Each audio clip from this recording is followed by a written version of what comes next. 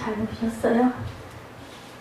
할렐루야 샬롬 하고 우리 인사합니다. 할렐루야 샬롬 샬롬 샬롬 샬롬 샬롬 샬롬. 하나님 사랑합니다. 여러분 주 안에서 사랑합니다.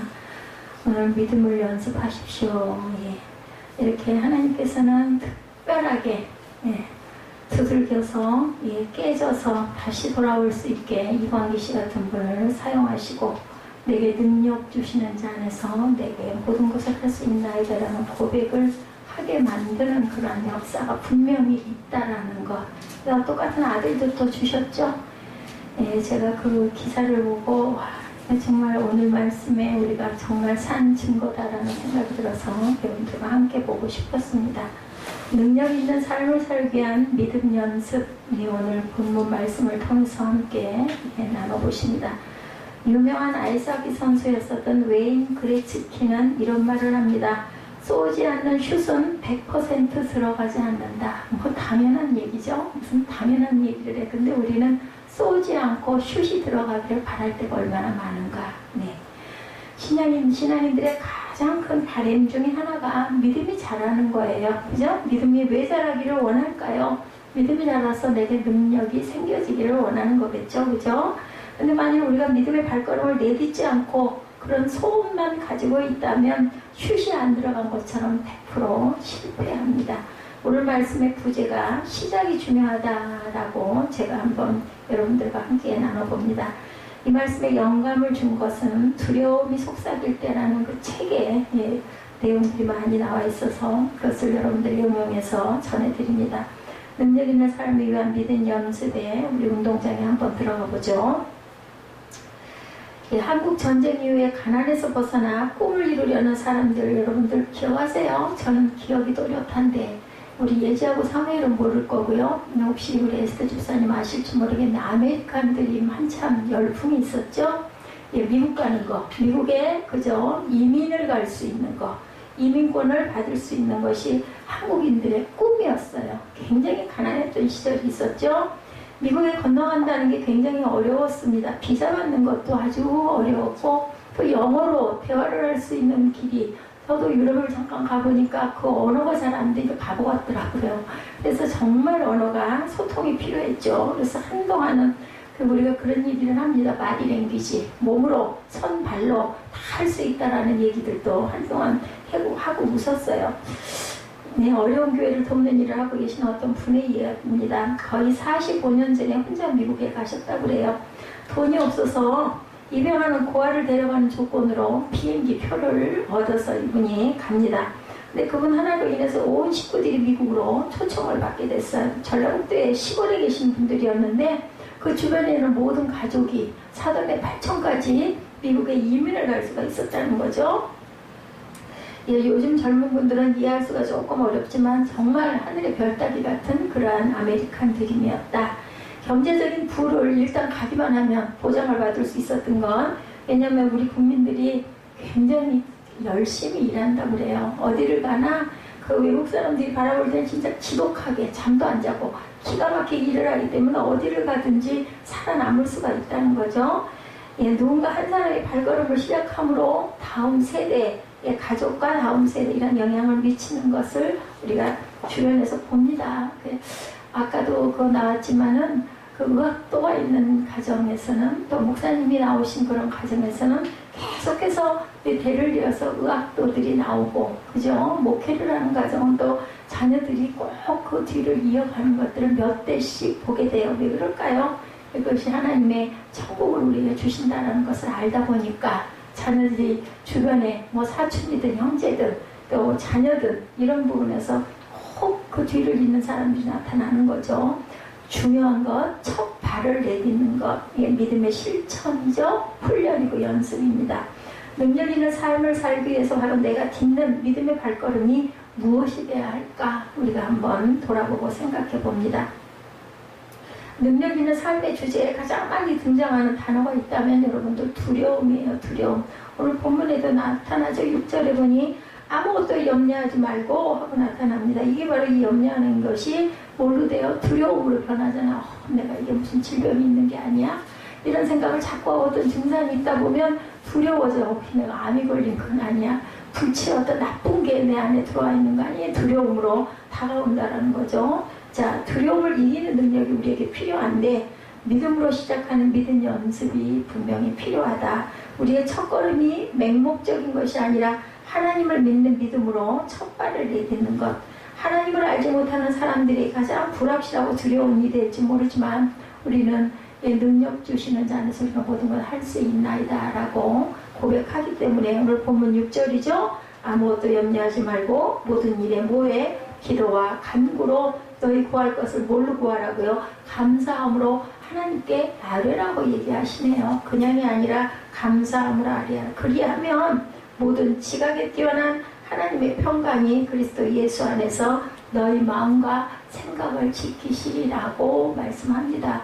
그러면 내 생각과 모든 마음을 지켜주시면 우리 마음에 뭐가 떠나갈까요? 두려움이 떠나가겠죠?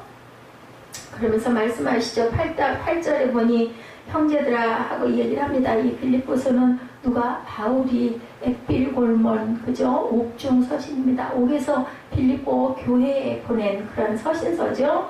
형제들아 무엇이든지 참되며 경건하며 옳으며 정결하며 사랑받을 만하며 칭찬받을 만하며 무슨 덕이 있든지 무슨 기림이 있든 기림이라는 것은 어떤 그 원함이죠. 기다림 그런 것들이 이것들을 생각하라. 너희는 내게 배우고 받고 듣고 본 바를 뭐라고 말씀하세요? 행하라고 말씀합니다.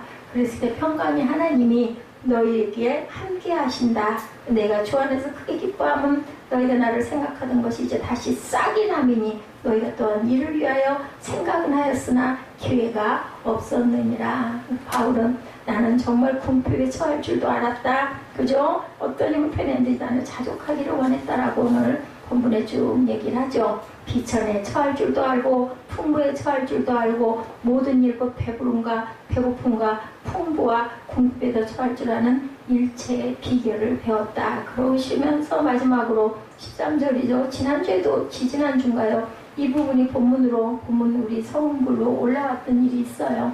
6절까지는 제가 13절을 끌어다가 같이 했는데 오늘도 너무 좋아서 내게 능력 주신 자 안에서 내가 모든 것을 할 수 있는 내가 하는 게 아니에요. 능력 주시는 분이 계셔야 우리가 할 수가 있습니다. 예, 우리가 이래서 우리는 믿음의 연습을 항상 해야 된다. 첫 걸음이 가장 중요하고 그걸 얘기하잖아요. 우리 1월 1일 되면 뭐라고 그래? 첫 단추를 잘 꿰라고 얘기합니다. 항상 뭐부터 시작해요? 첫 걸음부터 시작한다는 우리 발걸음은 항상 첫 발을 내딛으면서 그리하면 모든 지각에 뛰어난 하나님의 평강이 그리스도 예수 안에서 너의 마음과 생각을 지키시리라. 사도 바울이 이해하는 하나님은 모든 이해, all understanding, 이러한 그 초월하시는 분이다. 그분의 평강이 우리 마음과 생각을 지켜주시고 믿음은 나에게서 건강한 것이 아니라 어디서 시작된다? 하나님에게서부터 시작된다라고 이렇게 말씀합니다. 우리의 불안함이 나의 불안전함과 불확실성에서 시작된다라는 것. 제가 늘 그 부족한 부분이기 때문에 내비게이션 얘기를 많이 하잖아요. 길 찾기.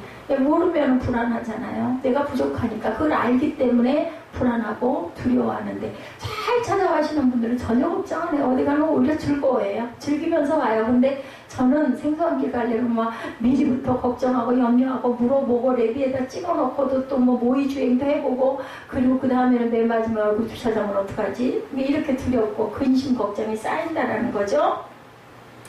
그런데 믿음은 모든 것을 초월한다고 오늘 말씀합니다. 이의 불완전함을 우리가 언제 경험해 봤는가 한번 생각해 보십시오. 우리는 우리가 가진 지식으로 지레짐작할 때가 너무나 많죠. 내가 이 정도 아니까 이건 이래 하고 딱 결론을 내려보면 주변의 얘기가 들리질 않아요. 그런데 우리는 들을 줄 알아야 된다는 거죠. 이것을 바로 지식의 오류, 지식의 저주라는 말을 쓰기도 합니다. 아마도 저와 여러분 중에 비슷한 경험을 한 분들이 많을 거예요. 재미있는 얘기예요. 어떤 분이 여행 중 숙소에서 잠깐 나와서 렌트한 차를 정리하고 있었다고 그래요. 차 뒤 그 트렁크를 정리하러 잠깐 그냥 방에서 나오면서 휴대폰도 안 가지고 아마 빈손으로 잠깐 갔다 와야 되니까 갔는데 그만 안에도 방에 들어가 버린 상태인데 바깥에 현관에 문이 딱 닫혀가지고 안 열리는 상태다. 또 앞에 보니까 이렇게 써져 있는 거예요. 키를 대야 들어갈 수가 있다고. 이제 방 들어가는 데가 아니라 그 바깥의 현관에 아마 그 어떤 그 숙소에를 갔는데 이렇게 생겨 있었던 것 같아요. 키를 가지지 않은 그 사람은 이 문을 열리기를 기다리고 있는, 안에서 누가 나오거나 바깥에서 안으로 누가 들어가기 위해서 오기를 기다리고 서서 뭉하게 서서 하염없이 기다리고 있었다고 그래요. 근데 어떤 여인이 한 분 이렇게 딱 오더라는 거, 저쪽에서 아이고 잘됐다, 내 상황을 얘기하고 같이 좀 들어가야 되겠다 하는데, 기가 막힌 거는 이분은 그냥 문을 쓱 밀더니 키를 갖다 대지도 않고 그냥 쑥 들어가더라는 거죠. 뭐예요? 문 밀어보지도. 그래서 속으로 생각한 게, 분명히 거기는 써붙여 있었어요. 키를 갖다 대시오. 그게 있어야 된다고 생각을 하고, 저 같은 사람인 것, 저도 아마 안 해봤을 것 같아. 근데 그냥 미니까 들어가더라는 거죠. 예, 그래서 속으로 한번 밀어놔 볼 걸 하는 생각을 했다는 겁니다. 30분을 이렇게 기다리다가. 자, 우리가 종종 해보지도 않은 것, 시도하지 않은 것에 대한 후회, 예, 한 적이 있습니다. 저는 분명히. 미국에서 저주받는 친구, 반가운 친구를 만났던 어떤 분의 이야기. 거의 20년 만에 만난 친구예요. 한국에서 함께 군목을 마치고 미국 유학을 했다고 합니다. 시카고에서 오하이오에 같이 공부를 했는데 헤어지고 나서 20년 만에 만나서 이 친구를. 근데 그 친구는 외국에서 군 장교가 돼 있다는, 소령이 돼 있더라는 거예요. 군목으로 소령까지 돼 있는데, 이분은 외국에서 그렇게 유능하게 살 수 있는 사람이 아니었대요. 왜냐하면 너무 영어를 못했대요. 그래가지고 더더군다나 군목으로 가려면 누가 추천서를 써줘야 되는데 아무도 추천서를 안 써주는 거죠. 왜냐하면 영어가 너무 서툴기 때문에. 그래서 어떻게 저 사람이 저렇게 군목까지 됐을까 너무 신기했대요. 그리고 너무 부러웠다라는 이야기를 들어봅니다. 미국 군목으로 다시 입대했다는 말도 의외였는데, 오랜만에 만났더니 군목도 그냥 군목이 아니라 중2부터 시작을 해서 중령 계급을 달고 있더라는 거죠. 너무 이건 기적이다라는 생각이 들었다고 합니다. 미국 사람들과 경쟁해서 그 자리에 오르기까지 얼마나 그 친구는 고생을 했을까 하는 생각을 했대요. 미국 군복으로 지원하려고 했는데 아무도 추천서를 써주는 사람이 없고, 그 이유는 영어를 못해서. 근데 이 목사님은 한국에서도 군복 생활을 했기 때문에 미국 군복도 할 수 있다라는 생각을, 자신감을 가졌다고 합니다. 그렇게 군복이 되고 전쟁터에까지 나갔다 때 3번이나 나갔다 오고, 군복으로서는 유일하게 현지 작전에 참여하기도 해서, 그래서 이분이 중령이 되셨다는 거죠. 도전이에요, 도전. 예, 도전이 되는 인생을 살았다. 그래서 너무너무 부러웠다. 그 친구분의 이야기예요. 반일 어떤 목사님들이 추천서를 써주지 않았다는 것 때문에 그 목사님 역시도 그냥 좌절했다면 이런 길은 열리지 않을 것이다. 예, 그래서 함께 며칠을 지내는 동안 미국 군인들이 정말 혜택을 많이 받는구나, 정말 부럽다라는 생각을 했다고 합니다. 미국 전체 국립공원은 모두 다 공짜고, 같이 밥을 먹고도 그는 꼭 이렇게 물어보더라는 거죠. 혹시 군인들에게 어떤 혜택이 있습니까? 늘 물어본다고 합니다. 군인들에게 준 혜택이 많은데 모르거나 듣지 않고 무관심해서 그것을 우리가 누리지 못할 때도 너무 많다. 제가 아까 문 여는 부분 여러분에게 말씀드렸죠. 그래서 우리는 항상 고정관념을 조금쯤은 비울 줄 알아야 되고, 주변의 말에 귀를 기울일 줄도 알아야 된다. 저 요즘에 정보 비타민을 토요일마다 여러분들과 함께 보는 게 재밌어가지고 그냥은 혼자는 안 되더라고요. 뭐 사이트에 얼마든지 널렸어요.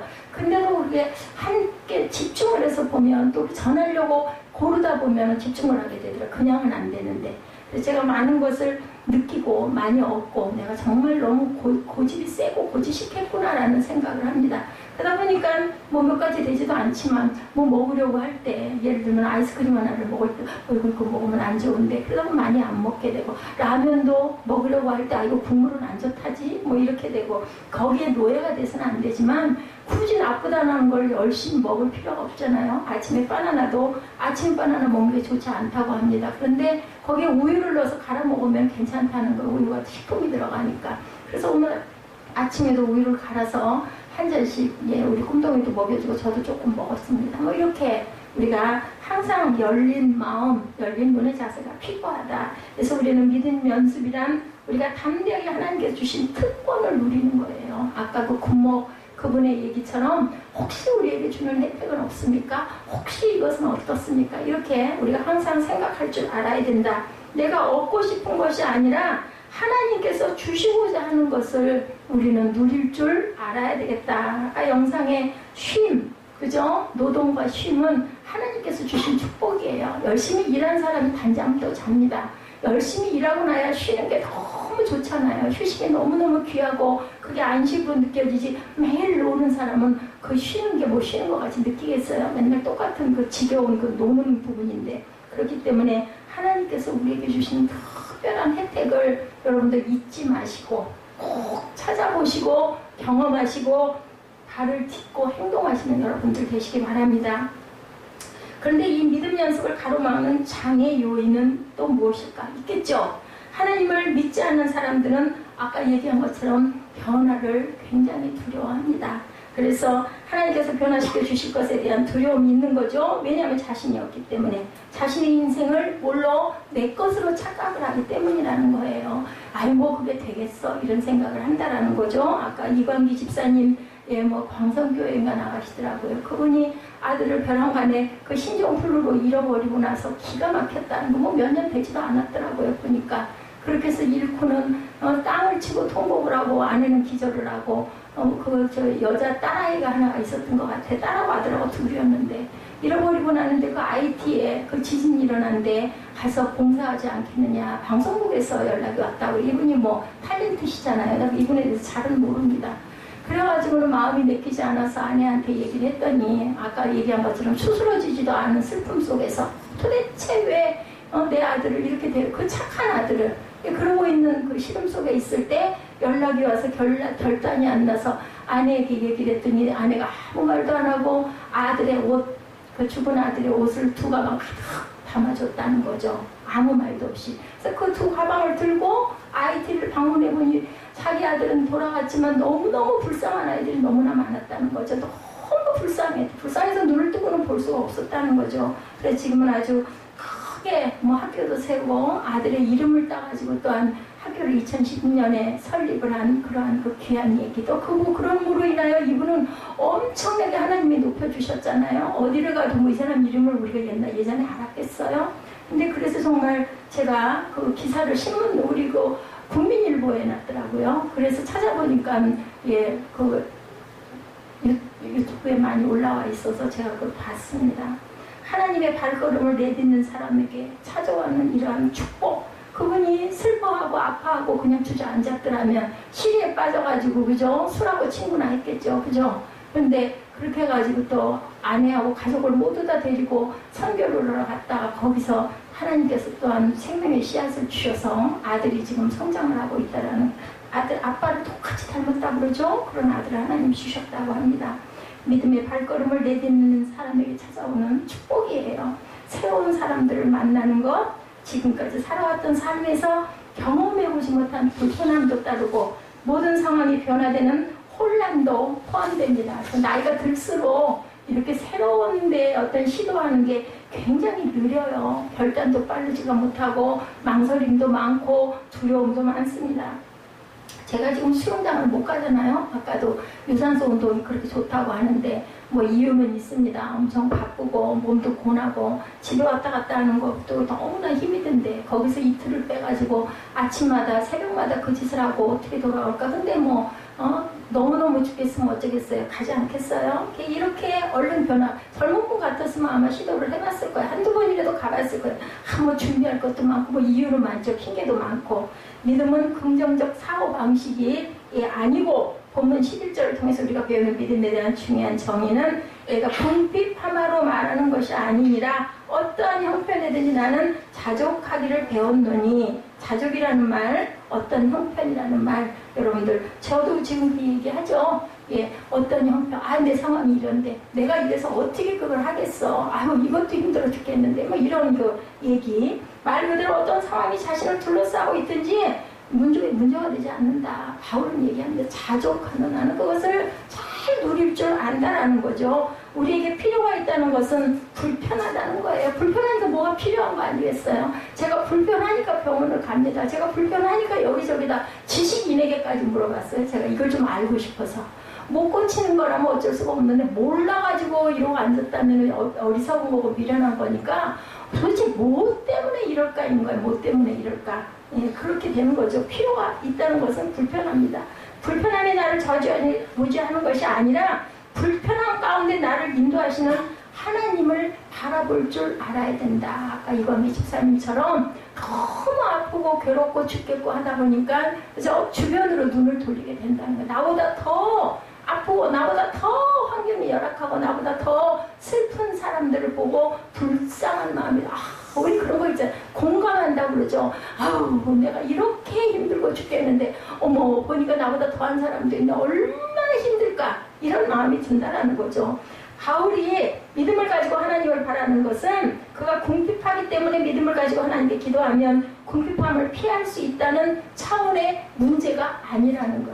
우리 그 헌금에 보면은 기도 제목들이 대개가 이것도 이루어 주옵시고 이것도 이끌어 주옵시고 항상 그런 거죠. 근데 바울은 오늘 그런 차원의 문제가 아니라 모든 지각에 뛰어난 하나님의 평강이 그의 마음을 주장하기 시작하니까 그까지 궁핍 정도는 별 볼 일이 없었다. 이 사도 바울도 가시를 갖고 있었죠. 질병을 하나님께서 내 은혜가 네게 족하다 그러고 안 고쳐주셨어요. 그러다 보니까는 그걸 깨닫고는 그냥 나는 이걸 짊어지고 그래도 감사하고 가야 되는데 왜 그랬을까요? 은혜가 그만큼 넘쳤기 때문이다라는 거죠. 한때 우리 사회에 교회에서 주체 유행했던 긍정적 사고방식이라는 거. 그죠? 우리 너무 아까도 우리 암에도 긍정적인 사고, 그죠? 불평, 원망, 분노 이런 것들이 아주 나쁜 그 병폐라는 얘기가 있죠? 그래서 사랑하는 마음을 가져야 한다. 긍정적인 사고방식입니다. 모든 것이 잘 될 것이라는 낙관주의적인 세계관입니다. 이런 생각을 성경에서는 4장 13절에 결합하죠. 내게 능력 주시는 자 안에서 내가 모든 것을 할 수 있느니라. 문제는 내게 능력을 주시는 자 안에서 할 수 있는 모든 것이 단지 내가 바라는 것이 라는 뜻으로 잘못 해석하는 것이 우리의 문제점이라는 거예요. 우리 되게 그렇잖아요. 나 이거 불편하니까 이거 좀 해결해 주세요. 하나님의 능력 주시면 할 수 있습니다. 이렇게 거기에 그 이꼴 관계를 형성하는 건데 내가 원하는 것을 하나님께 구하면 그분이 이루어 주실 거라 이런 마음을 우리는 다 먹습니다. 그래서 믿음에 대한 오해가 생기기도 한다. 하나님을 믿는 것이 아니라 내가 바라고 원하는 것을 믿음이라고 생각하는 것이 문제라는 겁니다. 그래서 우리가 가진 적극적인 사고방식이 하나님과 별로 관계가 없는데도 하나님을 우리는 늘 찾게 된다라는 거죠. 하나님의 방식이 아닌 것을 우리가 하나님의 방식이라고 우깁니다. 우리가 고집을 하고 주장을 하고 또 그런 말 있죠. 하나님을 내 도구로 사용하려고 한다. 심지어는 이런 얘기까지도 합니다. 그래서 믿음으로 살아간다는 사람들에게서 하나님과 관계없는 삶의 방식이 나타나게 되는 거. 오늘부터 우리가 하려는 믿음 연습은 내가 원하는 것을 이루기 위해 적극적으로 발걸음을 내딛는 것이 되어서는 안 된다라는 거예요. 된다가 아니라 안 된다입니다. 하나님의 소원, 우리가 제일 좋아하는 4장 13절 말씀의 핵심은 능력 주시는 자 안에서라는 겁니다. 능력 주시는 자 안에서. 영어로는 간단하죠. in Christ. in자만 있으면 돼요. in Christ, in God. 그죠? 그 안에서. 믿음은 우리 속에 주신 하나님의 마음과 열정에 믿음의 발걸음을 내딛겠다는 결심에서 시작을 합니다. 나 그거 할 거야. 우리 결심하잖아요. 나 그거 배울 거야. 나 그거 이렇게 할 거야. 왜? 내가 필요하니까 내가 하고 싶으니까. 그죠? 믿음을 연습할 때 우리에게 찾아오는 것은 편안한 생활과 우리가 꿈꾸던 인간적인 욕망이 아니라는 것을 우리가 알아야 됩니다. 우리가 믿음을 연습하며 살아갈 때 우리를 강력하게 붙들던 욕망의 굴레에서 벗어나는 것을 경험해야 되고 경험하게 될 것입니다. 믿음 연습이 시작되면 우리 삶이 거룩한 소원으로 변하게 된다는 겁니다. 그래서 우리가 이 거룩한 소원을 실천하고 행하게 가죠. 불만족이 거룩한 사명으로 바뀌게 됩니다. 그리고 우리 마음속에 주신 소원을 하나님께서 이루어 가신다는 것을 아까 이광희 집사님처럼 경험하게 됩니다. 도대체 왜 이런 슬픔을 누구도 그래서 욕도 그랬죠. 그리고 혈루병 든 여인, 그리고 문둥병 걸린 우리 일부 예배 때 얘기죠. 거기에서도 아무도 그 사람 곁에 문둥병 옛날에는 아주 천역이라고 했습니다. 한센시병이라고 그러죠. 그런데도 누가 다가오셨다고? 예수님께서 다가오셨는데 가만히 있는데 다가오진 않으셨어요. 쫓아갔을 때 그거 이제는 더 이상 못 가게 사람들이 손으로도 밀치지 않고, 지금은 그렇지 않지만 옛날에는 전염된, 지금도 다 격리시키잖아요. 한센시병은 나뭇가지로 거기를 막고 못 가게 하니까 더 이상 갈 수가 없는 거예요. 예수님은 이쪽에 계시고 여기까지 쫓아왔는데, 산등성이를 뛰어왔는데, 그랬을 때 그걸 보시고 예수님이 그 사람을 바라봅니다. 눈이 딱 마주치죠. 눈이 마주쳤는데 예수님 눈에 그 고여있는 그 마음이, 이 사람의 마음에 저분이 나를 사랑하시는구나 하는 마음이 옮겨와서 병이 고침을 받았다라고 성경에 오늘 새벽 예배 때 그렇게 나타나 있어요. 하나님께서 나를 사랑하시고 저분 예수님이 나를 불쌍히 여기시는구나. 그리고 뭐라고 그래요? 네가 원하면 네가 고침을 받을 것이니 네가 가서 제사장에게 보여라. 제사장에 보이고 나면 이제 마음대로 가족에게 돌아갈 수가 있는 거예요. 그럴 때까지, 거기 갈 때까지 우리 마음의 믿음의 실천과 믿음의 훈련과 믿음의 연습이 분명히 필요하다라는 것을 성경에서는 말씀합니다. 우리 마음속에 계속해서 생기는 불만족스러운 일들, 남들의 눈에는 잘 안 띄지 않는데 내 눈에만 보여서 나를 힘들게 하는 것이 있다면 그렇게 인생을 불평과 불만 가운데 힘들게 살라는 것이 아니라 하나님께서 나에게 특별한 열망을 주셨다는 것을 깨달아라. 예, 저도 이 자리에 이렇게 있는 것, 오늘 현실, 내가 지금 이렇게 속하고 있는 것, 내게 오는 어떤 육신적인 고통, 하나님의 어떤 뜻이 있으시지 않으시겠어요? 그것을 깨달으라는 것이죠. 불만스럽게 좋은 일에 넘어지는 게 아니라 그 안에 믿음의 발걸음을 내딛어라. 연구하고 노력해야 되겠죠? 그것이 그렇게 커다란 일, 위대한 일이 아니어도 괜찮아요. 대단한 일이 아니어도 여러분들 풀숲에 피어있는 꽃이 민들레가 들꽃이 아유 나는 왜 이것밖에 안 되고 불평하는 거 보셨어요? 예, 나뭇잎이 막 이렇게 자라가지고 푸른 나뭇잎이 나는 왜 저 나무같이 생기지 않았어요 하고 불평하는 거 보셨어요? 그 나무의 분량이고 그 꽃의 분량이라는 겁니다. 하나님께서 우리가 위대한 일을 할 수 있는 사람이기 때문에 부르셔서 믿음으로 살아가라고 하시는 분이 아니다. 나는 정말 보잘것없죠. 뭐 우리가 대단하게 이뤘다 함도 없죠. 뭘 그렇게 대단하겠어요. 뭐 대단한 사람만 대단하겠어요. 근데 하나님께서는 여러분과 저를 다 똑같이 사랑하세요. 특별한 사람이나 대단한 사람이나 못난 사람이나 예, 다 오히려 못난 놈을 우리 부모의 마음이 그렇죠. 예, 부모의 마음이 부족한 녀석이 더 불쌍하고 더 안 됐고 더 신경이 쓰입니다. 저보고 뭘 그렇게 사무엘을 챙기냐고 그러더라고요. 아들밖에 모른다. 아니에요. 제가 지 몫을 잘하면 아마 쟤를 별로 찾지 않을 거예요. 내버려 둘 거예요. 잘하니까. 근데 그렇지가 못하니까 자꾸 부르게 되고 자꾸 전화를 해서 확인을 하게 됩니다. 그게 특별히 사랑해서가 아니라 아버지 마음이 그럴 거예요. 아까 그 이광기 씨 48세이더라고요. 일산 거룩한 빛 광성교회. 예, 그는 굉장히 행복한 사람이다. 예, 기사 내용 그대로예요. 한때 어린아들을 잃고 죽음만 생각했던 적도 있지만 이젠 길 위에서 하나님의 사랑을 실천하고 있다라고 이렇게 드러나 있습니다. 23일이에요. 얼마 안 됐죠. 오늘 27일이니까 서울 여의도 월드비전 건물에서 만난 이씨 얼굴은 예, 햇빛처럼 빛났다라고 기자가 이렇게 썼더라고요. 근황을 물어보니까 정신없이 바빠요. 다른 사람 행복하게 해줄 생각만 하면 지칠 거리를 있겠어요. 오히려 기자에게 방문해서 얼마나 씩씩해요. 아들 잃어버렸을 때 모습 보셨죠? 얘기하면서도 막 눈물을 쏟으시는데 남자분들 되게 안 그러시는데 그분도 아마 굉장히 정이 많은 분 같더라고요. 2009년 11월 아들 석규, 요번에 난 아들이 석준이라고 그러더라고요. 당시 6살이었어요. 신종플루 때문에 따라 죽을 마음을 가졌었는데 아내와 딸은 어떻게 이 생각 때문에 그 마음을 접었다고 합니다. 방송국에서 받은 한 가지 제안이 바로 지진으로 힘든 IT의 구호활동을 하자는 제안에 그렇게 두 가방을 들고 아들의 옷을 채우고 구호활동을 가기 시작을 한 게 예, 그때였다고 그러죠. 그것에서 부모이던 아이 세 손을 만나게 돼서 그 아이를 예, 그 양자로 삼았다고 그래요. 그쪽에 그 IT에 있는 아이 까만 아이더라고요. 얼굴 봤는데 제가 그 뒤로 배우 이광기 씨는 나눔의 전도사가 됩니다. 바로 대지진을 겪은 IT였고 2010년 IT를 방문해서 하나님의 손길을 구체적으로 느끼게 돼요. 이분은 대지진 재해 현장에 도착하자마자 슬프고 아프다는 생각 절대 아무것도 할 수가 없었대요. 너무너무 기가 막힌 현실이었기 때문에 너무나 많은 아이들이 죽음의 고통을 겪고 있으니까 하나님의 말씀이 들리기 시작을 했다고 합니다. 광기야 모두 내 자식들이다. 내겐 안 아픈 손가락이 없단다.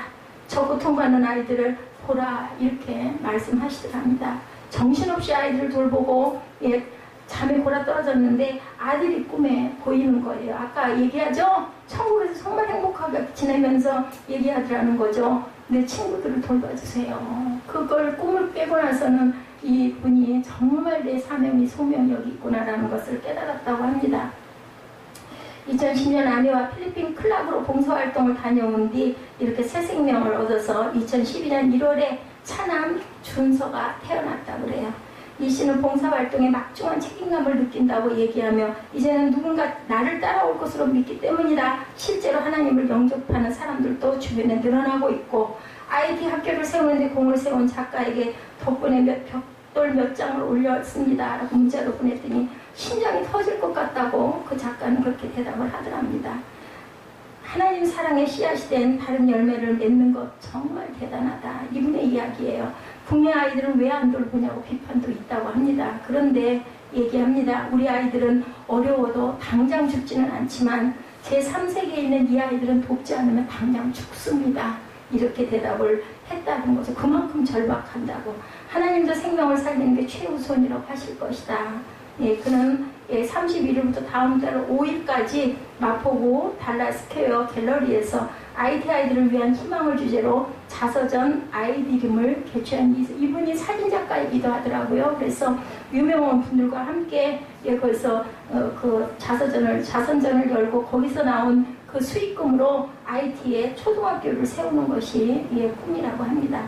자신의 사진작품과 강영구, 문영태, 아이나 미세원, 허태일 등 국내 유명 미술작가 80여 명이 회화와 조각, 미디어 아트 등을 전시하고 지금까지 아이디름으로 후원한 금액은 4억 2,600만 원을 넘어가고 있다고 합니다. 그게 물어봤대요. 가장 마음에 오는 성경 구절은 뭐냐 했더니 데살로니가전서 5장 16절에서 18절 항상 기뻐하라, 범사에 감사하라, 쉬지 말고 기도하라. 이 부분이 가장 마음에 와닿습니다. 이렇게 얘기를 하더라고 합니다. 그러면서 하는 얘기가 삶이 꽃이라면 죽음은 삶의 뿌리 같아요. 죽음은 죽지 않아요. 석유가 죽고 제가 하나님의 빛을 바라보며 다른 생명을 살리고 있으니까요. 아들이 물론 그립지만 제게 아픔과 상처를 주셨지만 다시 하나님 사랑을 전하는 소명을 다할 수 있게 해주셔서 감사합니다. 사랑합니다. 이렇게 소감을 전하고 있더라고요. 우리가 종종 착각하는 말 가운데 하나가 위대함과 탁월함이라는 단어. 오늘 4장 13절 사도 바울의 고백이 중요한 이유는 세상 사람들은 위대함과 탁월함을 사람의 능력에서 봅니다. 그래서 시작조차 두려워하죠. 아무리 생각해도 내 안에 그런 위대함과 탁월함을 발견하기가 어렵다. 내가 뭐길래 내가 무슨 그런 게 되겠어. 이런 마음을 갖는다는 거죠. 그런데 바울이 깨닫게 된 것은 자신의 부족함과 환경적인 어려움 가운데서도 하나님의 능력을 확신하게 되었다라는 거죠. 이광기 집사님은 구호 활동을 하면서 하나님의 음성도 듣고 내가 정말 특별한 소명이 이루셨다는 것을 그 길을 깨달아 알게 된 거죠. 아들이 희생이 되긴 했지만 그렇지만 아들은 어디에 가 있고 천국에 가 있고 나는 내 소명을 발견해서 이렇게 아이디 학교도 세우고 이렇게 더 선한 일을 할 수 있는 전도자가 된 게 너무나 기쁜 삶을 살지 않겠습니까? 하나님의 일은 하나님이 하세요. 그런데 나를 그 일에 사용하시기를 원한다. 여러분들도 저도 마찬가지입니다. 미국에서 있었던 어떤 일입니다. 성매매에 대한 거룩한 불만족을 가지고 있던 텍사스 주에 사는 두 여학생의 이야기인데요. 이들의 마음을 뜨겁게 한 것은 성매매를 위해 유괴를 당한 어린 소녀들에 대한 참혹한 현실을 그 두 소녀가 외면할 수가 없었다는 거죠. 그거 보지 마세요. 안 물어요. 결국 이 두 학생의 행동을 취하기로 합니다. 세계에서 성매매가 주요 산업이 되어버린 네팔에서 어린 소녀들을 돕기로 해요. 소녀 둘이. 그래서 시작한 일이 홍실운동이라고 그래요. 홍실운동. 레드 드리드 무브먼트라는 조직을 세웠어요.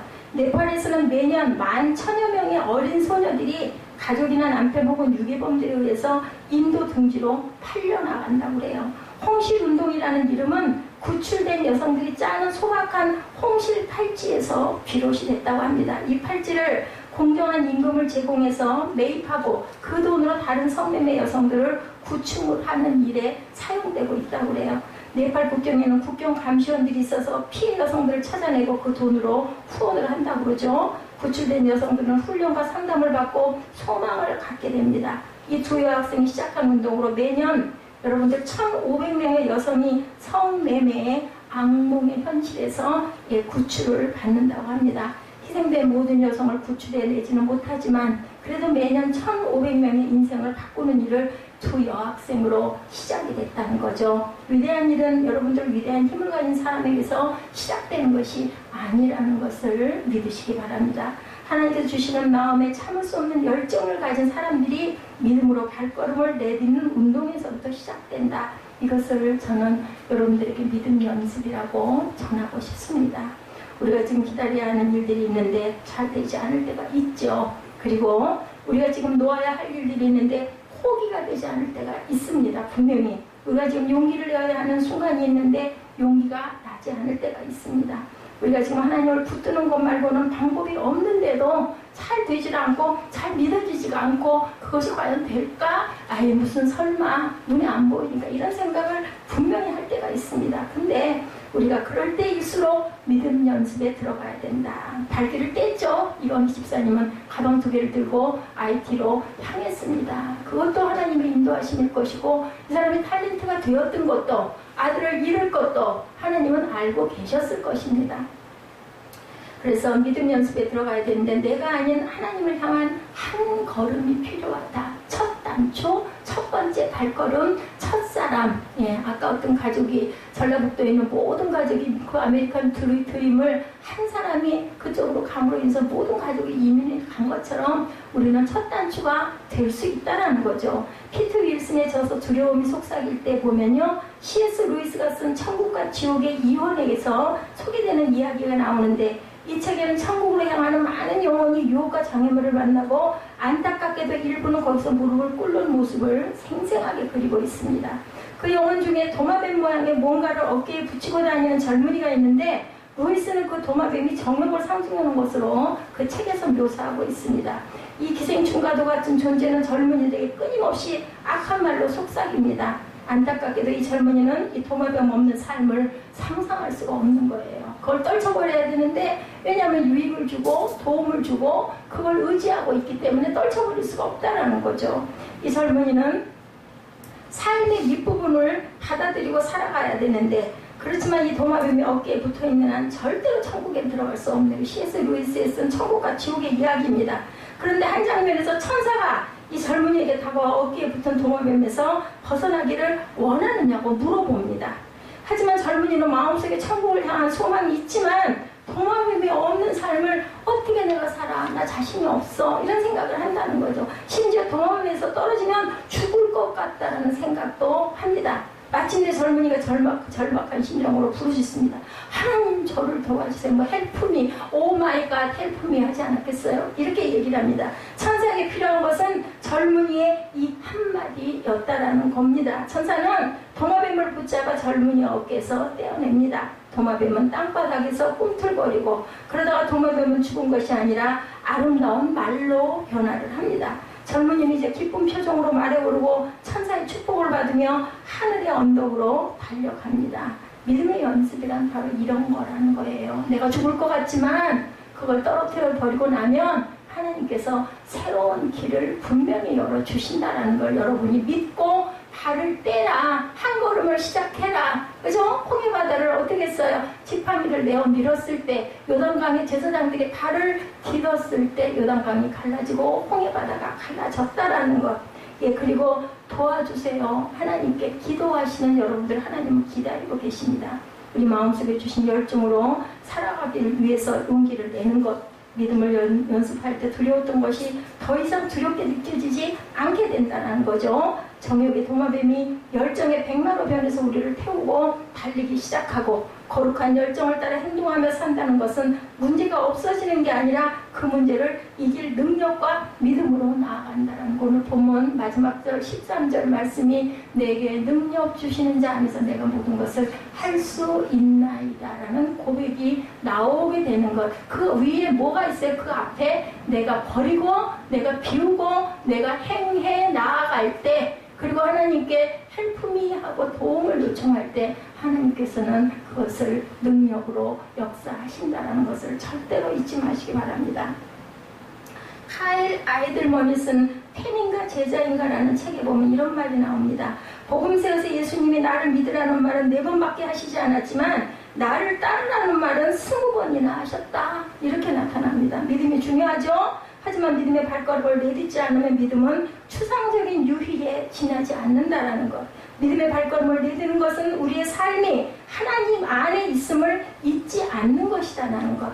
바울의 표현에 의하면 그리스도 안에서 모든 것을 할 수 있다는 확신입니다. 하나님을 향한 확신은 우리가 가진 능력을 넘어선다라는 것. 우리가 자격이 있어서 하나님께 대한 믿음의 삶을 살아가는 것이 아니고 우리가 믿음의 삶을 살아가기 때문에 하나님께서 우리의 자격을 만들어 가시고 다듬어 가시고 이끌고 가신다라는 것. 우리는 순종하고 행할 자세를 취하고 발걸음을 일단은 내딛어야 되는, 내가 죽을 것 같지만 안 죽는다는 거예요. 거기에 들어가면 빠져 죽을 것 같지만 절대로 빠뜨려 죽이시지 않는다는 걸 믿는 발걸음, 그것이 바로 베드로가 무리를 밤에 예수님을 쫓아 따라 걸었던, 무리를 걸었던 그 믿음이라는 것. 그래서 그것이 위대하다는 것을 여러분과 제가 믿죠. 우리가 믿음의 삶을 살아가기 때문에 하나님께서 우리의 자격을 만들어 가신다라는 것. 자, 다윗이죠. 다윗을 표현하는 가장 적절한 말 가운데 하나 뭐라 그래요? 우리 맨날 하나님과 합한 사람이라고 늘 얘기합니다. 근데 그 다윗이 흠이 없는 사람이 아니잖아요. 그죠? 간음죄를 짓고 살인죄를 지었던 그런 다윗입니다. 그런데도 그가 사람들의 눈에 그렇게 출중한 사람으로 보이지 않았다는 증거가 있어요. 사무엘이 이세 아들 중에 8아들 중에 기름을 부으려고 할 때 다윗은 안중에 없었어요. 그죠? 제일 못생기고 제일 말째 아들이었기 때문에 큰아들, 둘째 아들, 아주 훤칠하고 잘생긴 아들만 이세가 계속 내보였었죠. 그런데 보니까 사무엘이 보니까 아닌 거예요. 다. 이 아들 이외에는 없으니까 결국은 전혀 사람의 눈에 그렇지 않았던 것 같았던 그런 다윗을 딱 봤을 때 이 사무엘의 마음에 감동이 온 거야. 이 아들이다. 그래서 하나님은 절대로 외모를 취하시지 않는다. 하나님을 향한 갈망과 그분이 결국 구원해 주시려는 믿음과 확신이 다윗의 삶의 아름다운 시편을 만들어낼 수가 있었다라는 겁니다. 왜요? 마음 안에 하나님을 모시고 살았기 때문에, 바라보고 있었기 때문에. 다윗은 15년 동안 사울에게 쫓겨 목숨을 구원하는 광야 생활에서도 믿음을 잃지 않았죠. 그가 믿음을 잃지 않았다는 증거는 하나님의 약속을 붙들었다는 겁니다. 그는 하나님이 이끄시는 삶에 뭐 했어요? 순종했어요. 내 힘대로, 내 방법대로, 내 지식대로, 내 지혜대로, 내 방법으로 가려고 하지 않았다. 그리고 잘못했을 때는 뭐 했어요? 그 자리에 무릎 꿇죠. 나단이 얘기했을 때 깨달지 못했는데 당신이 바로 그런 자여 했어 하니까 그냥 더 이상 토달지 않고 침상이 둥둥 뜯으러 울었다라고 이렇게 나타나 있습니다. 다윗의 인생을 보면 정말 대단한 삶을 살았습니다. 뭐 아들에게도 내쫓기잖아요. 궁에서 쫓겨나고 도망가죠. 아들이 압살롬이 죽이려고 쫓아오고 울면서 맨발로 도망을 갑니다. 다윗은 이런 삶도 있었습니다. 항상 그저 사울에게 쫓겨다니는 그러한 생활도 10여 년이 넘게 있었습니다. 그의 삶의 순간순간이 믿음을 연습하며 성장하는 시간이었던 것은 성경은 우리에게 분명히 이렇게 증거하고 있다. 믿음 연습은 주변의 상황에 따라 좌우되는 것이 아니고 단지 우리의 마음속에 무엇이 있느냐, 그것이 중요하다. 내가 있는 오늘 이곳이 나에게는 믿음을 연습하는 곳이고 어떤 면에서는 저와 여러분이 광야의 길을 지금 가고 있다는 것을 잊지 마시기 바랍니다. 우리가 머무는 오늘 삶의 현장은 믿음으로 살아가기에 최적의 장소와 시간은 아닙니다. 그죠? 왜 나는 이렇게 힘들게 살아야 돼? 왜 나는 이렇게 항상 남들보다 더 수고를 해야 돼? 이런 생각을 우리가 할 때가 많습니다. 믿음을 연습하기에 너무나 버거울 수도 있습니다. 중요한 것은 우리가 인 크라이스트에 있냐가 중요하다. 어느 자리에 있든 어느 환경에 있든 나는 예수 안에 있는가, 나는 하나님 안에 있는가가 중요하다. 이제 마지막으로 우리가 생각할 것, 신앙의 문제로 남는 것인데 우리가 가지고 있는 불만족과 또는 열정이라고 불리는 것, 그리고 우리가 하나님을 믿는 믿음으로 확실히 있게 하는 행동이 틀리지 않았다는 기준은 과연 무엇일까? 때로 우리를 힘들게 하는 것은 선명한 기준이 없기 때문일 때가 너무나 많습니다. 본문의 순서가 앞과 뒤로 왔다 갔다 하지만 모든 지각에 뛰어난 하나님의 평강이 우리에게 주시는 것은 무엇일까? 그죠, 여러분들? 하나님의 이해, 언더스탠딩은 결코 하나님의 속성을 절대로 벗어나지 않는다는 거예요. 뭐로? 인 크라이스트라는 그 확신, 그 안에 있어야 된다는 것을 여기서 분명하게 말씀을 합니다. 예수 안에서입니다. 인 크라이스트입니다. 본문 8절이죠. 형제들아 자라 무엇이든지 참되며 무엇이든지 경건하며 오르며 정결하며 사랑받을 만하며 칭찬받을 만하며 무슨 덕이 있든지 무슨 기림이 있든지 이것을 생각하라. 영어를 보니까 이렇게 나타나 있어요. 제가 영어를 잘 못하지만 finally brother 하고 시작이 됩니다. Whatever is true, whatever is noble, whatever is right, whatever is pure, whatever is lovely, whatever is admirable 이렇게 나타납니다. 그리고 말씀하죠. 무엇이든지 참되며 무엇이든지 경건하며 무엇이든지 오르며 무엇이든지 정결하며 사랑받을 만하며 무엇이든지 칭찬받을 만한 것. 그리스도 안에서 우리가 모든 것을 할 수 있는 것은 우리 속에 찾아오신 하나님의 마음 때문이라는 것. 무엇을 통해서요? 말씀을 통해서 찾아오십니다. 그래서 우리가 예배를 사랑하고 예배를 드리고 힘들고 어려워도 항상 예배 안에 있으려고 우리가 항상 주님 앞에 무릎을 꿇죠. 여러분들 찬양과 경배를 소홀히 하시지 마시기 바랍니다. 오늘 보니까 우리 예지가 엄마하고 너무너무 신나가지고 막 얘기를 하는 걸 제가 한참 봤어요. 근데 주일마다 제가 늘 눈에 띄어요. 이쁘기도 하고 굉장히 다정해 보이기도 하지만 찬양과 경배 시간에는 되도록이면 찬양에 집중하시기 바랍니다. 모르는 찬양이더라도 가사에서 은혜를 받으시고 하나님의 음성이다 이렇게 생각을 하시고 찬양과 경배에 집중하시기 바랍니다. 우리 또 인원도 얼마 되지 않지 않습니까? 함께 마음 모아 입 모아 찬양할 줄 아는 게 예배예요. 예배. 찬양과 경배 시간이 그냥 예배 언제 드리나 언제 말씀이 예배가 아니에요. 여러분들 말씀은 그 하나님의 말씀을 제가 읽고 그냥 풀어드리는 시간, 또 그 말씀을 통해서 여러분들이 어떤 깨달음을 그렇구나 느끼시라고 드리는 시간이지만 찬양과 경배는 내 입술의 고백입니다. 여러분들 우리 다 함께 예배는 저 혼자만 끌고 가는 게 여러분 저와 모두가 함께 예배를 이끌고 가야 된다. 어디로요? 하나님의 나라로 우리가 가는 것이죠. 믿음으로 이 세상을 살아가기에는 주변에 참된 것, 경건한 것, 옳은 것, 정결한 것이 없습니다. 이 세상이 얼마나 빠르게 변하는지 정말 예측할 수 없는 환경들이 우리들에게 찾아옵니다. 저는 더더군다나 더 그래요. 진짜 너무너무 변했다. 50년 동안. 저는 늘 그걸 생각을 합니다. 가만히 생각해 보니까 믿음이 아니고는 참된 삶을 살기가 참 힘든 세상이기도 합니다. 모두가 속이고 속는 세상에서 웬만한 믿음이 아니고는 참될 수가 없다는 거죠. 예전에는 음식을 먹을 때 싼 것을 찾았는데 이제는 싼 것을 안 찾아요. 몸에 좋은 걸 찾습니다. 그만큼 하나님께서 우리에게 경제적으로 그죠? 여유를 주신 거예요. 옛날에는 배만 부르면 그만이었지 무슨 몸에 이렇고 했고 전 또 깜짝 놀랐어요. 전 몰랐던 부분이 콩나물을 보니까요. 그 비료 줘서 기름 큰 콩나물 저는 그 싸라고 좋다고 샀었고 절대로 먹으면 안 된다는 거죠. 발화가 된 쌍난 조그마한 그런 콩나물 뭐 감자도 허렇게 뭐가 이렇게 올라오는 거는 절대로 먹어서는 안 된다라는 것들이 나와 있더라고요. 음식점 주인이 선한 마음으로 정직하게 장사를 한다기보다는 가격의 음식을 만들어 팔려는 속임수가 있을 거야. 저 싼 것은 그런 우리는 의심을 하게 된다. 그래서 어떤 방송국에서는 착한 음식점을 찾아다니기도 한다고 합니다. 경건한 세상을 산다는 것이 도대체 가당치도 않은 세상이 우리가 사는 세상이 아닐까 생각을 해보기도 하지만 이 세상을 외면하고 살아갈 수가 없죠. 이러한 세상에서 경건함을 지킨다는 것이야말로 믿음이 필요한 것이다. 인 크라이스트가 분명히 필요하다. 경건함을 위해서 저와 여러분 어떤 믿음의 삶을 살기를 원하시는지 묵상하는 시간 가지시기 바랍니다. 정결함 역시 어려운 일이 되어버리고 말았죠. 많은 사람들이 비난을 서로에게 합니다. 요즘 여성들의 그걸 향한 무차별 어떤 혐오 범죄들, 여자들이 밤에 돌아다니다가 옷을 그렇게 입고 다니니 술 먹는 사람들이 가만두겠어? 이런 얘기들 폭언들 하는 거. 근데 잘못한 건 누가 잘못한 거예요? 그 여성들을 희롱하는 그 상대방들이 잘못한 건데 결국은 요거 누가 먹어요? 옷차림 잘못했다고 야단을 맞는 세상이다.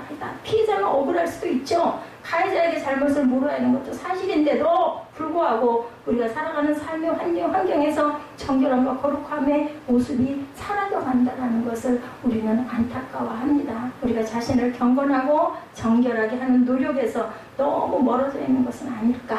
남자고 여자고 믿음을 벗어난 행동을 유발하는 삶을 살지 않도록 생각해 봐야 되겠죠. 자신을 제어하지 못하는 음주, 남녀가 같이 모여하는 자리에서 상대방의 정욕을 유발할 수 있는 옷차림과 행동, 정말 칭찬받을 만하고 사랑받을 만한 것이 무엇인지를 생각한다면 하나님께서 우리 안에 계심을 인정하고 살아간다면 우리는 어떤 생각을 하고 살아가야 할까요? 그 믿음이 나의 욕망이 아니라 그리스도 안에서 시작되는 열망이기를 주님 안에서 소망합니다. 그리고 믿음의 연습이라는 것을 가슴에 새기고 우리 새롭게 변화되는 변화의 삶을 사시는, 소망하시는 저와 여러분 되시고, 이제 또 금방 9월 첫 주가 열리죠. 9월 지나면 금방 그죠? 연말을 향해서 달려갑니다. 예, 지금부터라도 믿음의 연습을 통해서 단단해지면 웬만한 세상의 유혹과 풍파쯤은 거뜬히 이길 사람들이 되는 저와 여러분이 되실 줄 믿습니다. 오늘 빌립보서의 사도 바울의 고백이 우리의 고백이 되는 구체적인 목표를 가지고 우리가 변화되는 삶의 정상으로 향해서 달려가시는 저와 여러분 되시기를 주님의 이름으로 축복합니다. 오늘 본문 우리 한번 읽고 우리 이삭의 축복, 아까 그 가사가 정말 저는 은혜가 있었습니다. 우리 찬양하시고 축도로 예배를 마치도록 하겠습니다. 빌립보서 4장 6절에서 13절 말씀 함께 천천히 뜻을 생각하시면서 읽어보십니다. 아무것도 염려하지 말고 다만 모든 일에 기도와 간구로 너희 구할 것을 감사함으로 하나님께 아뢰라. 그리하면 모든 지각에 뛰어난 하나님의 평강이 그리스도 예수 안에서 너희 마음과 생각을 지키시리라. 끝으로 형제들아, 무엇에든지 참되며 무엇에든지 경건하며 무엇에든지 오르며 무엇에든지 정결하며 무엇에든지 사랑받을 만하며 무엇에든지 칭찬받을 만하며 무슨 덕이 있든지 무슨 기림이 있든지 이것들을 생각하라. 너희는 내게 배우고 받고 듣고 본 바를 행하라. 그리하면 평강의 하나님이 너희와 함께 계시리라. 내가 주 안에서 크게 기뻐하면 너희가 나를 생각하던 것이 이제 다시 쌀이 남이니 너희가 또한 이를 위하여 생각은 하였으나 기회가 없었느니라. 내가 궁핍함으로 말하는 것이 아니니라. 어떠한 형편이든지 나는 자족하기를 배웠노니. 네, 그렇게 말씀하고 있습니다. 자족하는 여러분들, 그리고 배우고 받고 본 바를 행하시는 여러분들 되셔서 평강의 하나님께서 우리의 삶과 우리의 모든 삶의 길을 인도하시는 그런 하나님 되시기를 주님의 이름으로 축복합니다.